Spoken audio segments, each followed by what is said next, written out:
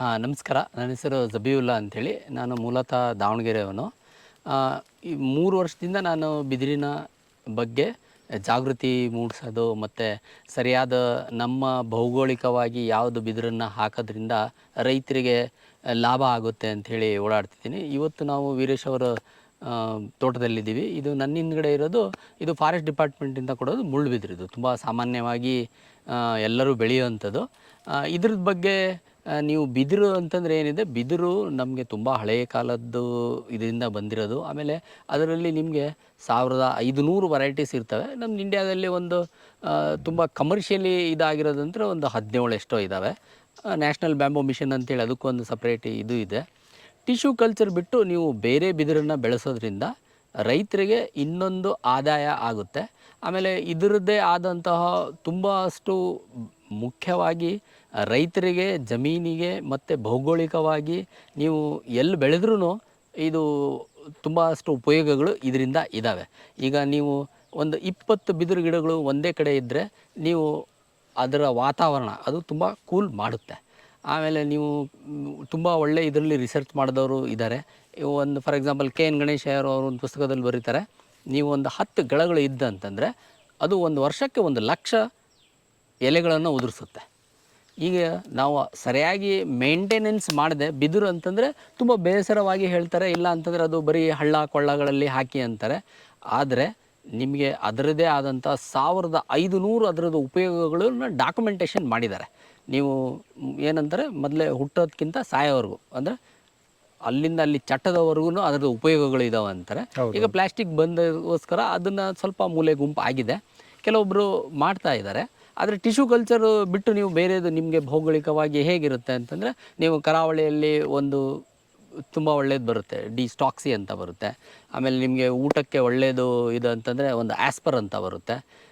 ಈ ಥರದ್ದು ತುಂಬ ಒಳ್ಳೆ ಇದು ಇದ್ದಾವೆ. ಅದು ನೀವು ನಿಮ್ಮ ತೋಟದಲ್ಲಿ ಮೂಡು ಗಾಳಿ ಬರೋ ಜಾಗದಲ್ಲಿ, ಅಂದರೆ ಈಗ ಅಡಿಕೆ ಬೆಳೆಯೋರಿಗೆ ತುಂಬ ತೊಂದರೆ ಕೊಡೋದಂತಂದರೆ ಈ ಮೂಡು ಗಾಳಿ ಸೀಸನ್ನು. ನೀವು ಆ ಮೂಡು ಗಾಳಿ ಬರೋ ದಿಕ್ಕಿಗೆ ಒಂದು ಲೈನಿಗೆ ಹಾಕಿದರೆ ನಿಮ್ಮದು ಆ ವಾತಾವರಣ, ನಿಮ್ಮದು ತೋಟದ್ದು ಬೇರೆದಾಗುತ್ತೆ, ನಿಮ್ಮ ಗಿಡಗಳಿಗೂ ಸ್ವಲ್ಪ ಕಡಿಮೆ ನೀರು ಇದಾಗುತ್ತೆ. ಮೂಡುಗಾಳಿ ಅಂತಂದರೆ ಏನು, ಈಗ ನಿಮಗೆ ಋತುಮಾನ ಪ್ರಕಾರವಾಗಿ ಈಗ ಬೇಸಿಗೆ ಬರೋಕ್ಕಿಂತ ಮುಂಚೆ ಒಂದು ಮೂಡುಗಾಳಿ ಅಂತ ಬರುತ್ತೆ. ಅದು ನಾವೇನು ತಿಳ್ಕೊತೀವಿ ಅಂತಂದರೆ, ಬೇಸಿಗೆಗೆ ಈ ಎಲ್ಲ ಗಿಡಗಳಿಗೆ ನೀರು ಇದಾಗುತ್ತೆ ಅಂತೇಳಿ. ಇದು ಏನು ಮಾಡುತ್ತೆ, ತಂಪು ಗಾಳಿ ಇರುತ್ತೆ, ಅದು ನಿಮ್ಮದು ತೇವಾಂಶ ತಗೊಂಡು ಹೋಗುತ್ತೆ. ಚಳಿಗಾಲ ಈಗ ಮೈ ಒಡೆಯುತ್ತೆ ಆ ಥರ ಅಂತಾರಲ್ಲ, ಆ ಥರದ್ದು ಇದು ಇರ್ತದೆ. ಬಹಳಷ್ಟು ಹಾನಿ ಆಗೋದು ನಮ್ಮ ಗಿಡಗಳಿಗೆ ಅಂತಂದರೆ ಮೂಡುಗಾಳಿಯಿಂದ. ಎಸ್ಪೆಷಲಿ ವಿಶೇಷವಾಗಿ ನಮ್ಮ ಅಡಿಕೆ ಬೆಳೆಗಾರರಿಗೂ ಅವ್ರಿಗೂ ಅದು ತುಂಬ ತೊಂದರೆ ಇರ್ತದೆ. ಅವರು ಅದರಿಂದ ಏನು ಸುಣ್ಣ ಬೆಳಿತಾರೆ, ಆಮೇಲೆ ಏನೋ ಶೆಡ್ ನೆಟ್ ಹಾಕ್ತಾರೆ, ಮಲ್ಚಿಂಗ್ ಮಾಡ್ತಾರೆ. ಇದು ಮಾಡೋದ್ರಿಂದ ಏನಾಗುತ್ತೆ, ನಿಮ್ಮದು ತೋಟ ಒಂದು ಸೇಫ್ ಗಾರ್ಡ್, ಒಂದು ಒಳ್ಳೆ ಗೋಡೆ ನ್ಯಾಚುರಲಿ ಕಟ್ಟಿದಂಗೆ.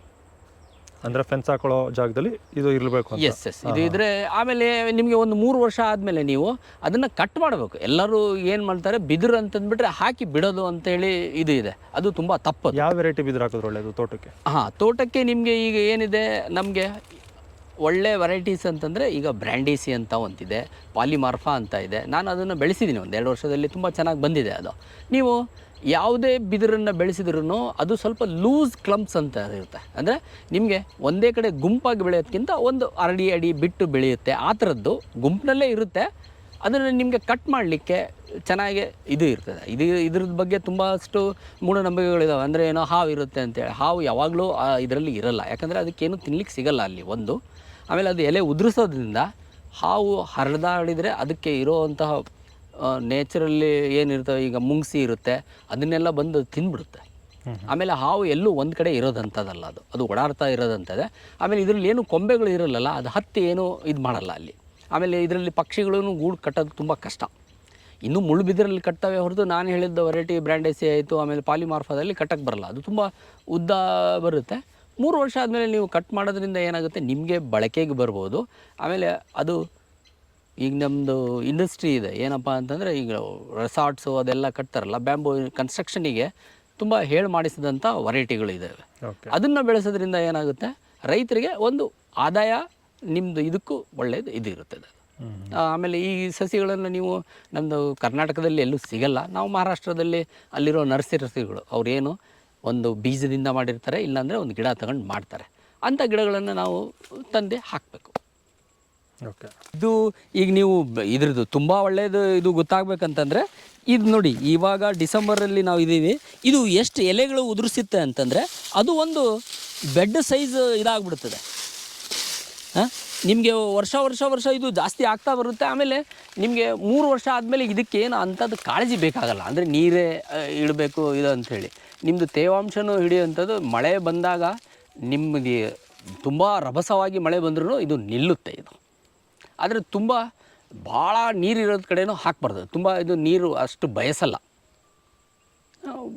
ಬಿಸಿಲು ಇತ್ತು ಅಂತಂದರೆ ಚೆನ್ನಾಗಿ ಇದು ಬರುತ್ತೆ. ಇದು ಓಕೆ. ನೀರು ಇಲ್ದಿರೋ ಜಾಗದಲ್ಲಿ ನೀರು ಹಿಡಿದಿಡುತ್ತೆ. ನಿಮ್ಮದು ಅಕ್ಕಪಕ್ಕ ಗಿಡಗಳಿಗೆ ಇದಾಗುತ್ತೆ. ಆಮೇಲೆ ಮಣ್ಣಿನ ಸವಕಳಿ ತಡೆಯುತ್ತೆ. ಗಟ್ಟಿ ಮಣ್ಣು ಇತ್ತಂತಂದ್ರೆ ಅದನ್ನು ತುಂಬ ಚೆನ್ನಾಗಿ ಮೆದು ಮಾಡುತ್ತದೆ. ಬಿದಿರು ಭಾಳ ಅಂತಂದರೆ ಒಂದು 2 ಅಡಿ ಬಿಡುತ್ತೆ. ಅದು ಅದಕ್ಕೂ ಒಂದು ಏನಪ್ಪ ಮೂಢನಂಬಿಕೆ. ಗಿಡಗಳು ಎಷ್ಟು ಉದ್ದ ಇರ್ತವೆ ಅಷ್ಟು ಕೆಳಗಡೆ ಆಳದವರೆಗೂ ಇದು ಇರುತ್ತೆ ಅಂತೇಳಿ. ಈಗ ನೀವು ಎಕ್ಸಾಂಪಲ್ಸ್ ಹೋದ ವರ್ಷದ ನೋಡಿದರೆ ನಮ್ಮದು ಮಹಾರಾಷ್ಟ್ರದಲ್ಲಿ ಬಿದಿರು ಗಿಡನೂ ಬಿದ್ದಿದೆ.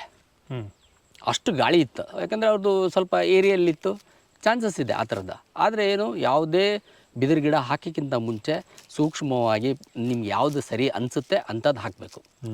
ಒಂದು ಸಲ ಹಾಕಿದ ಮೇಲೆ ತೆಗೆಯೋದು ತುಂಬಾ ಕಷ್ಟ ಇರುತ್ತೆ. ಈಗ ಈ ಒಂದು ಬಿದಿರು ಇದೆಯಲ್ಲ ವೆರೈಟಿ, ಇದು ರೈತರಿಗೆ ಯಾಕೆ ಬರಲ್ಲ ಅಂತೀರಾ? ಹೌದು, ಯಾಕೆ ಆಗಿ ಬರಲ್ಲ ಅಂತಂದರೆ ಇದರಲ್ಲಿ ತುಂಬ ಅಷ್ಟು ಮುಳ್ಳಿರುತ್ತೆ. ಇದನ್ನು ಕಡಿಯೋರು ಸಿಗೋದು ತುಂಬ ಕಷ್ಟ ನಿಮಗೆ. ಇದು ಏಣಿ ಬಿಟ್ಟರೆ ಬೇರೆ ಎದಕ್ಕೂ ಮಾಡೋಕ್ಕೆ ಇದು ಬರಲ್ಲ. ಆಮೇಲೆ ಇದನ್ನು 3 ವರ್ಷಕ್ಕಿಂತ ಮುಂಚೆ ನೀವು ಸರಿಯಾಗಿ ಕಟ್ ಮಾಡೋವಂಥ ಪ್ಲೇಸಲ್ಲಿ ಇದು ಮಾಡಿರಬೇಕು. ಅದಕ್ಕೆ ನೀವು ಅದನ್ನು ಥಿನ್ನಿಂಗ್ ಅಂತಾರೆ, ಟ್ರಿಮ್ಮಿಂಗ್ ಅಂತಾರೆ, ಅವೆಲ್ಲ ಮಾಡಬೇಕು. ಇದನ್ನು ಮ್ಯಾನೇಜ್ ಮಾಡೋದು ಭಾಳ ಕಷ್ಟ. ಬ್ಯಾಂಬೋದಲ್ಲಿ ಇದು ತುಂಬ ಕಷ್ಟವಾದದ್ದು ಇದು. ಓಕೆ. ಆಮೇಲೆ ನಿಮಗೆ ಫಾರೆಸ್ಟ್ ಡಿಪಾರ್ಟ್ಮೆಂಟಿಂದ ಫ್ರೀ ಸಿಗುತ್ತೆ ಅಂಥೇಳಿ ಎಲ್ಲರೂ ಬಾರ್ಡ್ರಿಗೆ ಹಾಕ್ತಾರೆ. ಆ ಥರದ್ದೆಲ್ಲ ಅದನ್ನು ಮಾಡೋದಕ್ಕಿಂತ ನೀವು ಒಳ್ಳೆಯದೇ ಹಾಕಿ, ಸೊ ದಟ್ ನಿಮಗೆ ಅದರಿಂದ ಇನ್ಕಮ್ಮು ಬರುತ್ತೆ, ಹಾರ್ವೆಸ್ಟಿಂಗ್ ಮಾಡಲಿಕ್ಕೂ ತುಂಬ ಸುಲಭವಾದದ್ದು. ಮುಳ್ಳು ಇಲ್ಲದೆ ಇರೋ ಬಿದ್ರು. ಹೌದು, ಎಲ್ಲ ಮುಳ್ಳು ಇರೋದಿದ್ದನ್ನೇ ಹಾಕ್ಬೇಕು ನೀವು. ಮುಳ್ಳು ಇತ್ತು ಅಂತಂದರೆ ಭಾಳ ಕಷ್ಟ. ಆಮೇಲೆ ತುಂಬ ಜಾಸ್ತಿ ಬರೋದು ಮುಳ್ಳು ಇದರಲ್ಲೇ. ಈಗ ಒಂಥರ ನೋಡೋದಕ್ಕೆ ಚೆನ್ನಾಗಿರುತ್ತೆ, ಯೆಲ್ಲೋ ಕಲರ್ ಥರ ಇರುತ್ತೆ ಬಿದಿರು. ಅದೆಲ್ಲ ಯಾವುದಕ್ಕೆ? ಅದು ನಿಮಗೆ ಅದು ಎಲ್ಲೋ ವೆಲ್ಗರೀಸ್ ಅಂತ ಒಂದು ಇರ್ತದೆ. ಅದು ನೋಡಲಿಕ್ಕೆ ತುಂಬ ಚೆನ್ನಾಗಿರ್ತದೆ. ಅದು ಈಗ ನಾವು ಒಂದು ಕಡೆ ನೋಡಿದ್ವಿ. ಅಂದರೆ ಬಿಸಿಲು ಬಿದ್ದರೆ ಆ ಬಿದಿರಿಂದ ಬಿಸಿಲು ಬೀಳೋದು ಒಂಥರ ನಿಮಗೆ ಒಳ್ಳೆ ಲೈಟ್ ಥರ ಇರ್ತದೆ. ಆದರೆ ಅದರಲ್ಲಿ ಏನಿದೆ, ನೀವು ಯಾವುದಕ್ಕೂ ಉಪಯೋಗಿಸ್ಲಿಕ್ಕೆ ಬರಲ್ಲ. ಅದು ಯಾಕೆ ಉಪಯೋಗಿಸ್ಲಿಕ್ಕೆ ಬರಲ್ಲ ಅಂದರೆ ಅದು ತುಂಬ ಟೊಳ್ಳಿರುತ್ತೆ ಒಂದು. ಆಮೇಲೆ ಅದನ್ನು ನೀವು ಎಡಿಬಲ್ ಅಂದರೆ ಅದನ್ನು ಶೂಟ್ಸನ್ನು ತಿಂತಾರೆ, ಅದಕ್ಕೆ ಮಾತ್ರ ಉಪಯೋಗಿಸ್ಬೋದು. ಅದು ಹಾಕೋದ್ರಿಂದ ಏನೂ ಇದು ಆಗಲ್ಲ. ಅದು ಸುಮ್ಮನೆ ಡೆಕೋರೇಟಿವ್ ಇದ್ದಂಗೆ. ನೀವು ಗುಲಾಬಿ ಗಿಡ ಏನು ಮಾಡ್ಬೋದು, ಹಾಗೆ ಗುಲಾಬಿ ಹೂ ಬರುತ್ತೆ. ಇದರಲ್ಲಿ ಯಾವುದು ಹೂವು ಬರಲ್ಲ, ಅದರಲ್ಲಿ ಹಾಗಿರುತ್ತೆ. ಅದು ಒಳ್ಳೇದಲ್ಲ ಅಂತಂದರೆ ನಿಮ್ಗೆ ಜಾಗ ಇದ್ದರೆ ಒಂದು 10-12 ಹಾಕಿದರೆ ಅದು ಒಂದು ಹಾಕಿ ಒಂದು ಸಲ ನೋಡಲಿಕ್ಕೆ ಅಂತೇಳಿ. ಆದರೆ ನಮ್ಮ ಕರ್ನಾಟಕಕ್ಕೆ ಭೌಗೋಳಿಕವಾಗಿ ಯಾವುದು ಸೂಕ್ತ ಇರ್ತವೆ ಅದೇ ತಳಿಗಳು ಹಾಕಬೇಕು. ಓಕೆ. ಅದು ಬ್ಯಾಂಬೋ ಏನಿರುತ್ತಲ್ಲ ತುಂಬ ಅಟ್ರಾಕ್ಟಿವ್ ಪ್ಲ್ಯಾಂಟ್. ಅದು ನೀವು ಯಾವುದೇ ಬೇರೆ ಇದಕ್ಕೆ ನೋಡಿದರೆ ತುಂಬ ಅಟ್ರಾಕ್ಟಿವ್. ಆಮೇಲೆ ಒಂದ್ಸಲ ಕ್ರಾಪ್ ಕಟ್ ಮಾಡಿದ್ರೆ 3 ವರ್ಷಕ್ಕೊಂದ್ಸಲ ಕಟ್ ಮಾಡ್ತೀವಿ. ಅದಾದ ನಂತರ ಆ ಬುಡದಲ್ಲಿ ಬರ್ತಾ ಇರುತ್ತೆ ಅಲ್ವಾ, ಬೇರೆ ಬೇರೆ ಮರಿಗಳು ದೊಡ್ಡದಾಗ್ತಾ ಇರುತ್ತೆ, ಮಾಮೂಲಿ ಕಪ್ ಥರ. ಎಸ್, ಕಬ್ಬು ಥರ ಅಲ್ಲ. ಇದ್ರದ್ದು ಏನಿರ್ತದೆ, ಇದು ಒಂದು ಹುಲ್ಲಿನ ಜಾತಿಗೆ ಸೇರಿದ್ದು, ಕಬ್ಬು ಜಾತಿಗೆ ಸೇರಿದ್ದಲ್ಲ. ಇದು 3 ವರ್ಷ ಆದಮೇಲೆ ಅಂತಂದ್ರೆ ಏನು, 3 ವರ್ಷ ಆದಮೇಲೆ ಅದರದ್ದು ಪೂರ್ತಿ ರೂಟ್ ಸಿಸ್ಟಮ್ ಆಗುತ್ತೆ. 4ನೇ ವರ್ಷ ಕಟ್ ಮಾಡಬೇಕು. ಅದಕ್ಕೆ ಒಂದು ಮೆಥಡ್ ಇರ್ತದೆ. ಅಂದರೆ ಈಗ ಒಂದು 20 ಆಗಿದೆ ಅಂತಂದರೆ ಯಾವ ವರ್ಷಕ್ಕೆ ಯಾವ್ದು ಬಂದಿದೆ ಅನ್ನೋದು ಗೊತ್ತಾಗಲ್ಲ. ಸೊ ಅದಕ್ಕೊಂದು ಕಲರಿಂಗ್ ಮೆಥಡ್ ಇರ್ತದೆ. ಅದರಿಂದ ಫಾಲೋ ಮಾಡೋದ್ರಿಂದ ಬರುತ್ತೆ. ಇದು ಒಂದು ಹುಲ್ಲು ಜಾತಿಯಿಂದ ಸೇರಿದೋಸ್ಕರ ಕೆಲವೊಂದು ಸಾಯಲ್ಲ. ಕೆಲವೊಂದು 35 ವರ್ಷ ಆದಮೇಲೆ ಅದು ಅದರಿಂದ ಅಕ್ಕಿ ಬಂದುಬಿಟ್ಟು ಇದಾಗುತ್ತೆ. ಅದು ಅದರ್ವೈಸ್ ಆ ಥರದ್ದು ಬೇರೆ ಗಿಡಗಳ ಥರದ್ದು ಇದಿರಲ್ಲ ಇದು. Thank you sir. ಎಸ್.